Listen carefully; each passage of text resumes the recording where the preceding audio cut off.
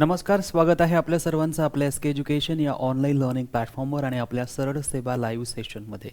आज पुन्हा एकदा आपण काही महत्त्वपूर्ण प्रश्नांचं ॲनालिसिस करणार आहोत. या प्रश्नांथ्रू आपला एक सराव होत आहे आणि येणाऱ्या ज्या काही सरळ सेवा परीक्षा आहेत, जसं भूकरमापक असेल किंवा म्हाडा परीक्षा असेल किंवा वनरक्षक परीक्षा असेल किंवा येणारी नवीन रिक्रुटमेंट तलाठी परीक्षा असेल, या सर्व सरळ सेवा परीक्षांसाठी उपयुक्त असं हे सेशन आहे. यामध्ये आपण काही महत्त्वपूर्ण प्रश्नांना घेत आहोत. या प्रश्नांमध्ये असलेला कन्सेप्ट आपल्याला समजणं आवश्यक आहे. आज आपण जी प्रश्न घेणार आहोत ही प्रश्न मागील परीक्षांमध्ये आलेली आहेत आणि त्याच प्रश्नांचा सराव आज आपण करून घेणार आहोत. ही प्रश्न विचारण्यात आलेली आहे कनिष्ठ लेखापाल व लेखालिपिक या परीक्षेमध्ये. हा पेपर झाला होता 28 फेब्रुवारी 2019ला आणि याची वेळ होती दुपारी 2:30 वाजता. या पेपरमध्ये तब्बल 10 प्रश्न विचारण्यात आलेले आहेत. 10 ही प्रश्न अत्यंत महत्त्वपूर्ण आहेत आणि म्हणून त्या प्रश्नांचे ॲनालिसिस आज आपण करत आहोत. पहिला प्रश्न आहे, choose appropriate articles for the given sentence. आपल्याला एक सेंटेन्स दिलेला आहे, त्या सेंटेन्समध्ये 2, 3 किंवा 4 ब्लँक्स दिलेल्या जातात. या सेंटेन्समध्ये आपल्याला 3 ब्लँक्स दिलेले आहेत आणि त्या 3ही ब्लँक्समध्ये आपल्याला करेक्ट आर्टिकल जे आहे ते फिल करायचं आहे. मग पहिलं सेंटेन्स बघा, summer palace bears resemblance to the palace of last empress of the Qing dynasty. आता बघा, यामध्ये 2 महत्त्वपूर्ण प्रश्न आहेत किंवा 2 महत्त्वपूर्ण पॉईंट्स आहेत, ते आपल्या लक्षात ठेवायचे आहेत. समर आणि त्याच्यासोबत लावलेलं आहे पॅलेस. पॅलेस असल्यामुळे आपल्याला एक लक्षात घ्यायचं आहे की जे हे पॅलेसचं नाव असेल त्याच्या आधी आपण आर्टिकल दचा वापर करत असतो आणि म्हणून या ठिकाणी समर पॅलेस असल्यामुळे आपल्याला इथे आर्टिकल द पुटअप करावा लागेल, ते आर्टिकल द लिहावा लागेल. त्यामुळे जिथे जिथे आर्टिकल द असेल ते आपलं ऑप्शन असेल, बाकीची सर्व ऑप्शन्स कॅन्सल होतील. हे इतकं क्लिअर आहे. त्यानंतर दुसरं बघा, लास्ट एम्प्रेस लिहिलेलं आहे. लास्ट म्हणजे शेवटचा आणि त्याच्यानंतर जसा एम्परर असतो तशी लेडीजमध्ये एम्परेस असते, जसा सम्राट असतो तशी सम्राज्ञी असते आणि या एम्प्रेसच्या आधी हा जो लास्ट शब्द यूज केलेला आहे हा एक ऑर्डिनल ॲडजेक्टिव्ह आहे आणि त्यामुळे याच्या आधी आपण आर्टिकल दचा वापर करतो. सो हा दुसरा पॉईंट सर्वांनी लक्षात ठेवायचा. पॅलेसच्या नावाच्या आधी आर्टिकल द वापरला जातो, तसेच जे काही ऑर्डिनल ॲडजेक्टिव्हज आहेत, first, second, third, last, next, previous, यांच्या आधी आपण आर्टिकल दचा वापर करतो. सो लास्टच्या आधी आर्टिकल दचा वापरणार आणि म्हणून दुसऱ्या याच्यामध्ये जिथे आर्टिकल द असेल ते आपलं बरोबर असेल, म्हणून ऑप्शन बी कॅन्सल झालं. एकच ऑप्शन शिल्लक राहिलं, ऑप्शन डी, आणि हेच आपलं करेक्ट ऑप्शन होणार. त्यानंतर बघा, ऑफ क्वीन डायनॅस्टी. डायनॅस्टी म्हणजे काय? एक वंश. जो वंश असतो त्याला आपण डायनॅस्टी असं म्हणत असतो आणि कोणतीही डायनॅस्टी असेल त्याच्या आधी आपण आर्टिकल दचा वापर करत असतो. ही क्वीन डायनॅस्टी आहे म्हणून याच्या आधी देखील आपण आर्टिकल दचा वापर करणार आणि आता हे सेंटेन्स करेक्ट होणार आर्टिकलच्या दृष्टिकोनातनं. The summer palace bears resemblance to the palace of the last empress of the Qing dynasty. इथून देखील आपल्याला कळतंय बघा, पॅलेस नंतर ऑफ आहे म्हणून त्याच्या आधी काय यूज केलेलं आहे? आर्टिकल द यूज केलेला आहे. तर 3 प्रश्नांचा एकच प्रश्न बनवण्यात आलेला आहे. 3 छोट्या छोट्या सेंटेन्सेसमधून एकच छोटासा प्रश्न बनवण्यात आलेला आहे आणि त्याच्यामध्ये 3 जागा खाली ठेवण्यात आलेल्या आहेत आणि 3ही जागांमध्ये आपल्याला आर्टिकल पुटअप करायचा होता. क्लिअर? क्वीन म्हणजे ज्याप्रमाणे बघा इंग्लिश डायनॅस्टी आहे, मौर्य डायनॅस्टी आहे, त्याप्रमाणे ही क्वीन डायनॅस्टी आहे. वंश जसं गुप्त वंश आहे, मौर्य वंश आहे, त्याप्रमाणे हा क्वीन वंश आहे म्हणून हे क्वीन डायनॅस्टी एक नाव आहे. जसं आपल्याकडे जसं वंशची वेगवेगळी नावं आहेत तसं इंग्रजांच्या जे काही असतील त्यांच्यामध्ये काहीही एक डायनॅस्टी असू शकते. ओके, चल यानंतर घेऊया पुढचा प्रश्न. Choose the appropriate tense to fill in the blank in the given sentence. Sentence is, he ... 3 cups of tea since 4 o'clock. आता बघा या ठिकाणी काय लिहिलेलं आहे? सिन्स लिहिलेलं आहे आणि त्यानंतर 4 o'clock लिहिलेलं आहे म्हणजे 4 वाजेपासून. असं आपण एकतर प्रेझेंट परफेक्ट टेन्समध्ये यूज करतो किंवा प्रेझेंट परफेक्ट कंटिन्युअस टेन्समध्ये यूज करतो किंवा पास्ट परफेक्ट कंटिन्युअस टेन्समध्ये यूज करतो. मग आता बघा हे आपण फ्युचर टेन्समध्ये सिन्स 4 o'clock अशा प्रकारचं यूज करत नाही, त्यामुळे हे या ठिकाणी चुकीचं होणार. त्यानंतर बघा हॅज बीन ड्रिंकिंग हा प्रेझेंट परफेक्ट कंटिन्युअस टेन्स आहे, म्हणून आपण याचा यूज करू शकतो सिन्स किंवा फॉर साठी. त्यानंतर हॅड ड्रँक आहे, हॅड नंतर V3 यायला पाहिजे, ड्रंक यायला पाहिजे, परंतु तो हॅड नंतर V2 आहे आणि म्हणून हे ऑप्शन या ठिकाणी कॅन्सल होणार. आणि इज ड्रिंकिंग येऊ शकणार नाही, कारण इज ड्रिंकिंग असतं तर फक्त सेंटेन्स आपलं टी पर्यंत असतं आणि टी नंतर फुल स्टॉप असतं आणि तिथे सेंटेन्स संपलं असतं. परंतु टी नंतर पुढे सिन्स 4 o'clock दिलेलं आहे, म्हणजे 4 वाजेपासून काहीतरी होत आहे किंवा काहीतरी होत होतं. मग अशा परिस्थितीत 4 वाजेपासून म्हणजे ही हॅज बीन ड्रिंकिंग असं येणार, प्रेझेंट परफेक्ट कंटिन्युअस टेन्स येणार. He has been drinking 3 cups of tea since 4 o'clock. 4 वाजेपासून तो 3 चहाचे कप जे आहेत 3 चहा पित होता. क्लिअर? सो हा प्रश्न सर्वांना समजला असेल आणि अत्यंत सोपा असा प्रश्न आहे की प्रेझेंट परफेक्ट कंटिन्युअस टेन्सचा वापर आपल्याला केव्हा करायचा असतो, जेव्हा या ठिकाणी सिन्स नंतर काही टर्म दिलेली असेल की जे आपल्याला टाइम एक्सप्रेस करत असेल तेव्हा, किंवा फॉर नंतर टाइम एक्सप्रेसिंग वर्ड आपल्याला दिलेला असेल तेव्हा. यानंतर आजचा आपला तिसरा प्रश्न पाहूया. Choose the appropriate tense to fill in the blank in the given sentence. She ... her child not to play outside when it was raining. तिने तिच्या मुलाला बाहेर खेळायला जाऊ दिलं नसेल कदाचित, when जेव्हा, it was raining जेव्हा पाऊस पडत होता तेव्हा. आता बघा, जेव्हा पाऊस पडत होता तेव्हा ही ॲक्शन झालेली आहे. जेव्हा बाहेर पाऊस पडत होता तेव्हा या सब्जेक्टने काहीतरी करू दिलेलं नसेल, म्हणजेच ही घटना कशामध्ये असेल, पास्टमध्ये असेल. मग बघा या ठिकाणी टोल्ड आपल्याला पास्ट दाखवतो, परंतु हॅज बीन आपल्याला पास्ट दाखवत नाही, म्हणून बी ऑप्शन कॅन्सल होईल.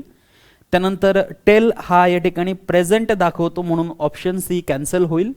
आणि विल टेल हा फ्युचर दाखवतो, म्हणून ऑप्शन डी कॅन्सल होणार.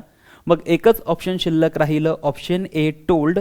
आणि या ठिकाणी आपण टोल्ड लिहिणार, तेव्हा आपल्याला करणार शी टोल्ड हर चाइल्ड, तिने तिच्या बाळाला सांगितलं नॉट टू प्ले आउटसाइड, की बाहेर खेळू नकोस, वेन इट वॉज रेनिंग जेव्हा पाऊस पडत होता तेव्हा तिने तिच्या बाळाला सांगितलं. मग सांगितलं, सांगितली, सांगितले हे V2 मध्ये येतात आणि टोल्ड काय आहे, V2. आणि V2 काय करतो, पास्ट इंडेफिनेट टेन्सला इंडिकेट करतो, म्हणून इथे पास्ट इंडेफिनेट टेन्स आहे. आणि वॉज रेनिंग जो आहे तो त्या ठिकाणी पास्ट कंटिन्युअस टेन्स आहे, म्हणून या ठिकाणी आपल्याला पास्ट टेन्समध्ये असलेलंच वाक्य असायला पाहिजे होतं. ऑप्शन ए ने टोल्ड दिला, तोच पास्ट आहे, बाकीचे सर्व प्रेझेंट आणि फ्युचर दाखवत आहेत, म्हणून आपण या ठिकाणी ऑप्शन टोल्ड घेतलं. Option A is the right option. बाकीचे सर्व ऑप्शन्स जी आहेत ती काय आहेत, चुकीची आहेत. क्लिअर आहे सर्वांना? ओके. यानंतर पुढचा प्रश्न बघा. Choose the appropriate option that rewrites given sentence in passive voice. Sentence is people once believed that the sun was a good. आता बघा या सेंटेन्सची सुरुवात कशाने झालेली आहे, पीपलने झालेली आहे.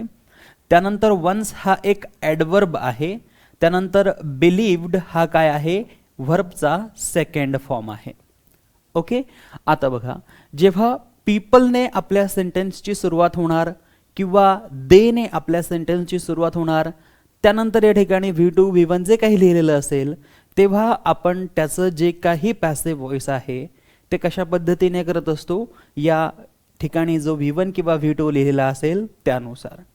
आता बघा या ठिकाणी बिलीव्ड हा V2 आहे, त्यामुळे याचं जेव्हा आपण पॅसिव्ह व्हॉइस करणार, जेव्हा पीपल नंतर एखादा व्हर्ब दिलेला असेल तेव्हा त्याचं पॅसिव्ह व्हॉइस जेव्हा आपण करणार, पीपल वन्स बिलीव्ड जेव्हा आपल्याला पॅसिव्ह व्हॉइस करायचं असेल तेव्हा आपण इट इज किंवा इट वॉजचा वापर करणार. आता आपण इट इज का यूज केले नाही, कारण बिलीव्ड हा V2 आहे आणि त्यामुळे आपल्याला इट नंतर काय यूज करावं लागतं, वॉज यूज करावं लागतं. आणि त्यानंतर आपण हा सरळ सरळ बिलीव्ड V3 लिहायचा, it was believed. People trusted असतं तर आपण काय लिहिलं असतं, it was trusted. People hope असं लिहिलं असतं तर इट वॉज होप्ड असं झालं असतं. पीपल एन्जॉयड असं झालं, असं असं लिहिलेलं असतं तर आपण त्याचं इट वॉज एन्जॉयड लिहिलं असतं. पीपल नोटिस्ड असं जर लिहिलेलं असतं तर त्याचं आपण इट वॉज नोटिस्ड असं केलं असतं. हे पीपल वन्स बिलीव्ड आहे म्हणून आपण याचं लिहिणार इट वॉज वन्स बिलीव्ड असं याचं पॅसिव्ह व्हॉइस करणार. आणि म्हणून या ठिकाणी आपल्याला बघायचं आहे की कुठे इट वॉज बिलीव्ड असं लिहिलेलं आहे. मग बघा, वन्स पीपल बिलीव्ड अशाच पद्धतीने आपल्या सेंटेन्सच्या पॅसिव्ह व्हॉइसची सुरुवात होणार नाही.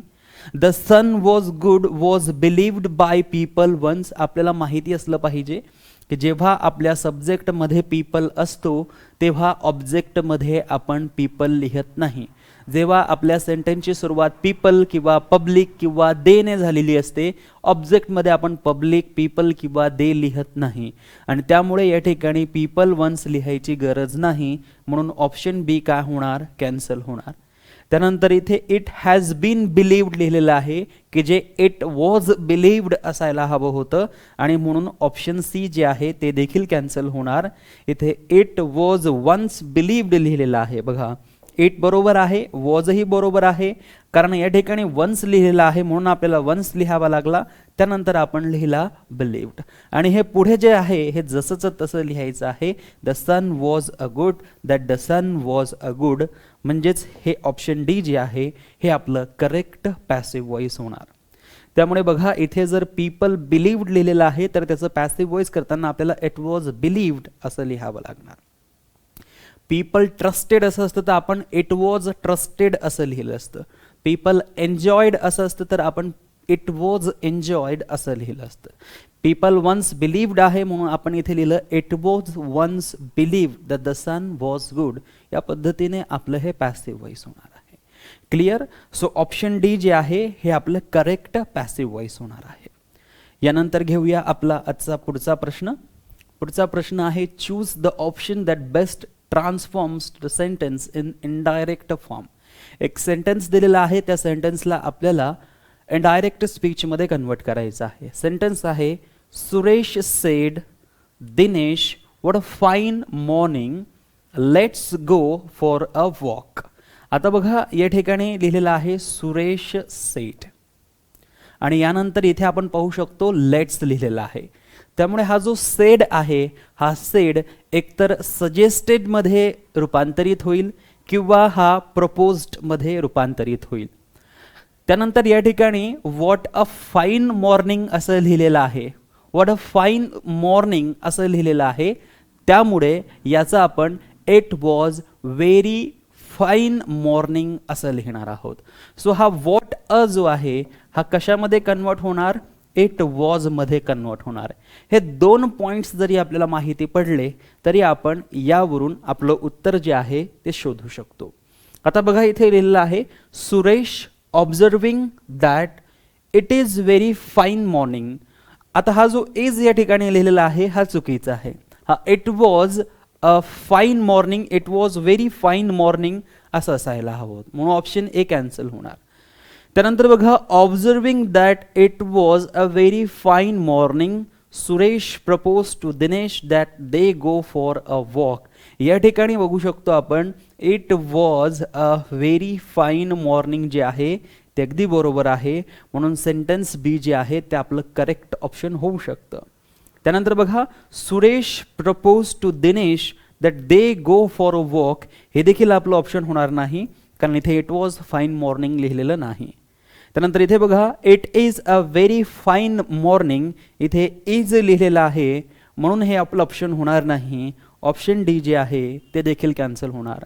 म्हणजे करेक्ट ऑप्शन होणार observing that it was a very fine morning Suresh proposed. आता बघा, लेट्समुळे आपण इथे सजेस्टेड किंवा प्रपोज्ड घेऊ शकतो, म्हणून इथे प्रपोज्ड घेतलेलं आहे.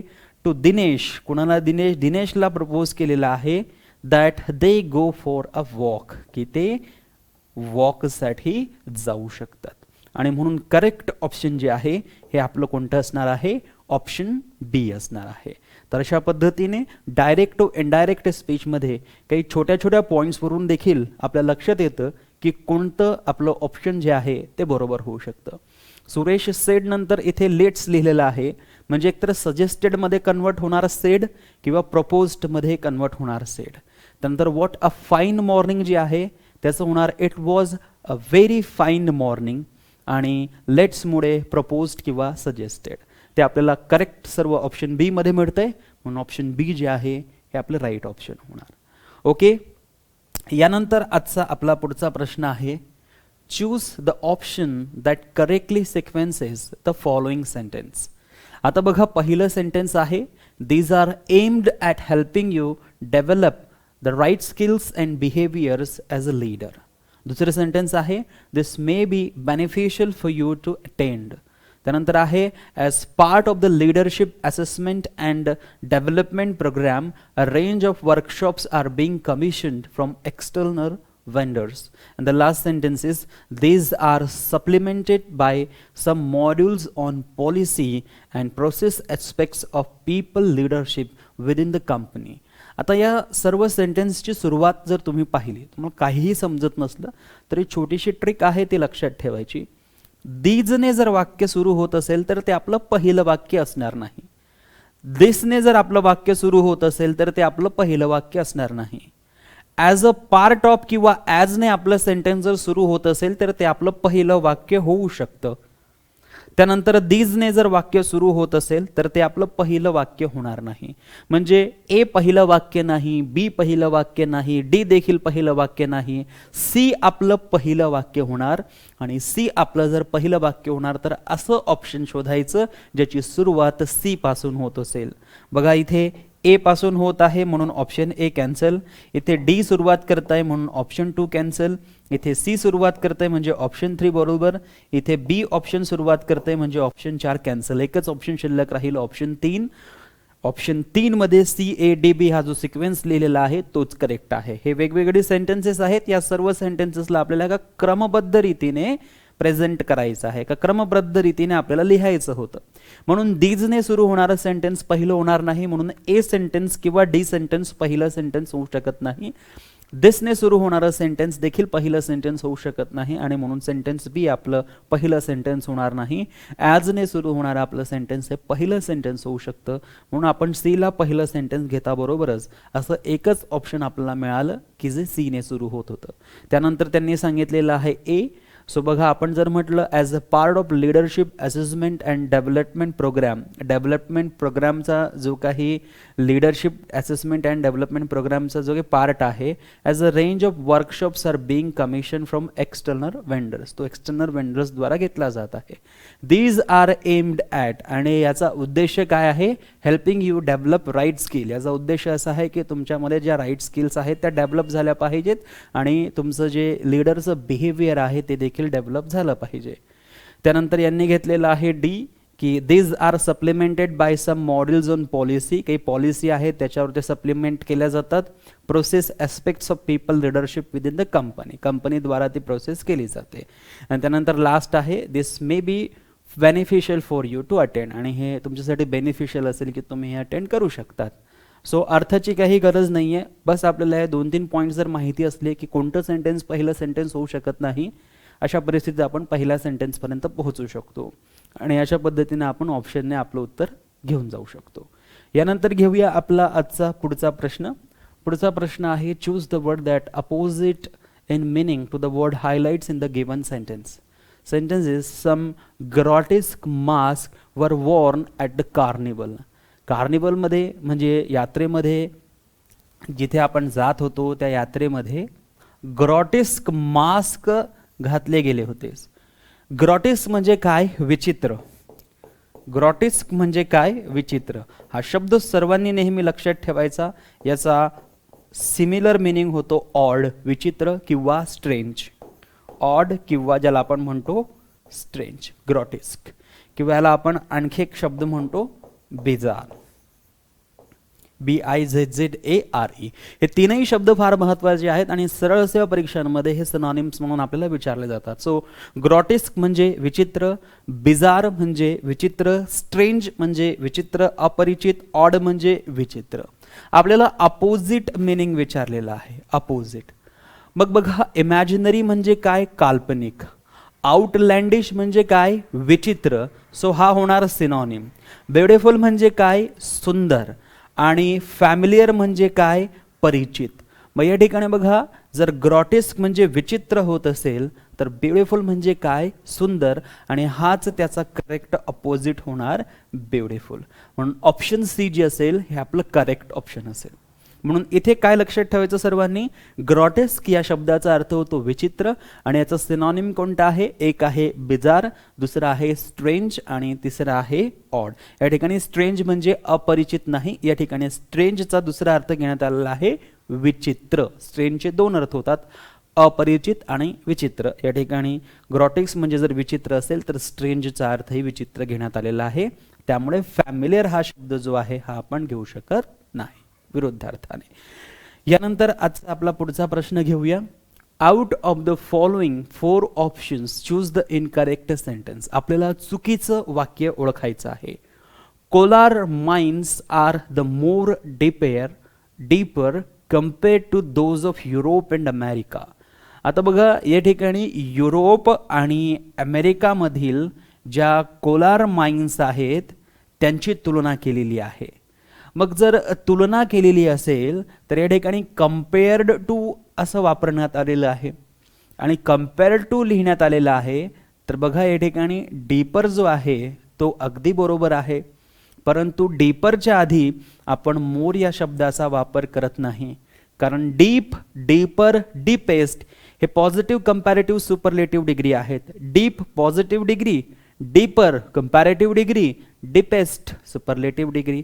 म्हणजे डीपर हे जर ऑलरेडी कंपॅरेटिव्ह डिग्री आहे तर याच्यासोबत आपल्याला मोरचा वापर करण्याची अजिबात गरज नाही, आणि म्हणून पहिल्या सेंटेन्समध्ये मोर चुकीचा आहे, आणि म्हणून पहिलं सेंटेन्स या ठिकाणी आपलं करेक्ट ऑप्शन होणार, कारण आपल्याला इनकरेक्ट सेंटेन्स विचारण्यात आलेलं आहे. त्यानंतर बघा द मोस्ट इनक्युरेबल, ज्याला क्युअर करता येत नाही ते डिसीज, एक असा डिसीज की ज्याला क्युअर करता येत नाही. The most incurable disease that mankind suffers is nothing but the disease of conflict.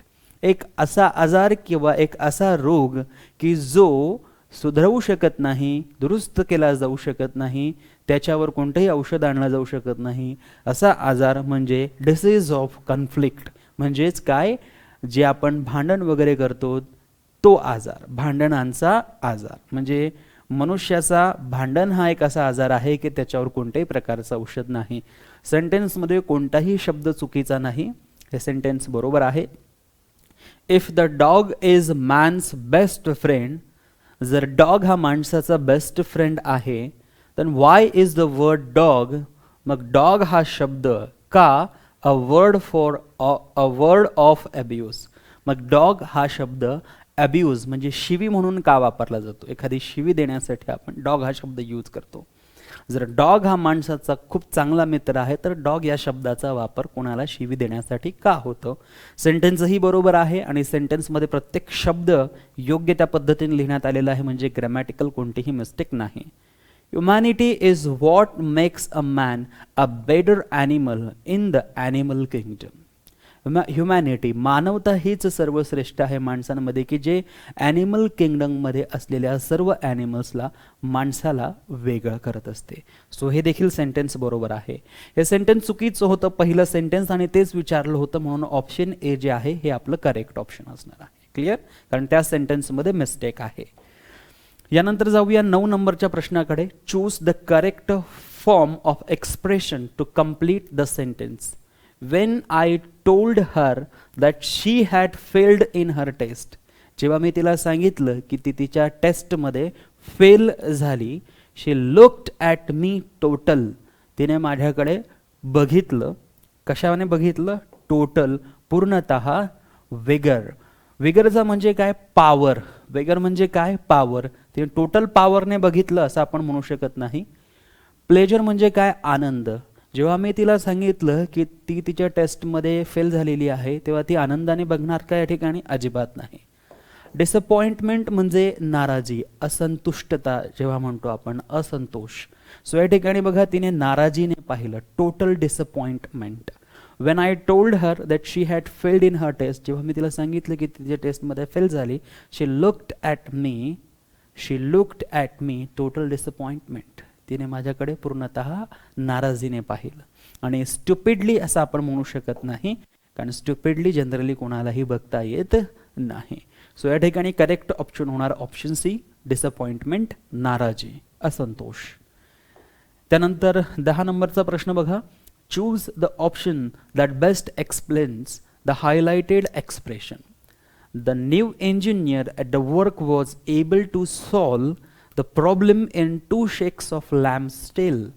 इथे बघा हा एक इडियम आहे, 2 shakes of lamb's tail. 2 shakes of lamb's tail चा अर्थ होतो व्हेरी क्विक, इमिजिएट, ॲब्रप्टली. सो या ठिकाणी बघा व्हेरी स्किलफुल येणार का? नाही, क्विकली. सो ऑप्शन बी मध्ये क्विकली दिलेला आहे म्हणून ऑप्शन बी करेक्ट होणार. एन्थुझियास्टिकली होणार नाही, विथ अ ग्रेट डिफिकल्टी होणार नाही. सो द न्यू इंजिनियर, नवीन इंजिनियर जो होता, ॲट द वर्क, काम करत असताना, was able to solve the problem, जे काही प्रॉब्लेम्स येत होते ते तो सॉल्व करत होता in 2 shakes of a lamb's tail. Very quickly तो ती सर्व समस्या जी आहेत, सर्व प्रॉब्लेम्स जे आहेत ते व्हेरी क्विकली, खूप क्विकली सॉल्व करायचा. सो या ठिकाणी ऑप्शन बी जे आहे हे आपल्यासाठी करेक्ट ऑप्शन होणार. क्लिअर? तर या पद्धतीने हे सर्व महत्त्वपूर्ण प्रश्न आपण या ठिकाणी घेतलेले आहेत आणि हीच प्रश्न वारंवार रिपीट होऊ शकतात. त्यामुळे या प्रश्नांचा आधी सराव होणं फार गरजेचं आहे आणि त्यानंतर जे काही मॉडेल क्वेश्चन्स आहेत त्या मॉडेल क्वेश्चनचा सराव होणं गरजेचं आहे. परंतु सुरुवातीला हीच प्रश्न फार महत्त्वाची आहेत. या प्रश्नांमध्ये असलेले जे काही फिगर ऑफ स्पीचचे प्रश्न असतात ते देखील महत्त्वाचे असतात. अशा प्रकारच्या प्रश्नांमध्ये म्हणजे अशा प्रकारच्या परीक्षांमध्ये आलेले जे काही इडियम्स आणि फ्रेजेसचे प्रश्न आहेत किंवा सिनॉनिम्स अँटॉनिम्सचे प्रश्न आहेत ते देखील महत्त्वाचे आहेत. ते वारंवार रिपीट होत असताना आपल्याला दिसत असतात आणि म्हणून या प्रश्नांचा सराव होणं आपल्या सर्वांसाठी फार महत्त्वाचं आहे. त्यामुळे आगामी काळात होणाऱ्या जे काही वनरक्षक, म्हाडा किंवा भूकरमापक परीक्षा आहेत किंवा येणाऱ्या काळात तलाठी नवीन नोटिफिकेशन येऊन तलाठीचे जे काही एक्झाम्स होणार आहेत त्यासाठी तुमच्यासाठी अत्यंत महत्त्वपूर्ण हे सर्व प्रश्न आहेत आणि या सर्व प्रश्नांना अगदी तोंडपाठ करून ठेवा, कारण ह्या प्रश्नांमधूनच तुम्हाला प्रश्न विचारण्यात येत असतात आणि म्हणून हे प्रश्नांचा सराव सर्वांसाठी गरजेचा आहे. तर आजच्या लाईव्ह सेशनमध्ये फक्त एवढेच प्रश्न आपण घेत आहोत. भेटूया रात्री 9 वाजता MPSC लाईव्ह सेशनमध्ये MPSC लेवलच्या प्रश्नांसह. Thank you so much.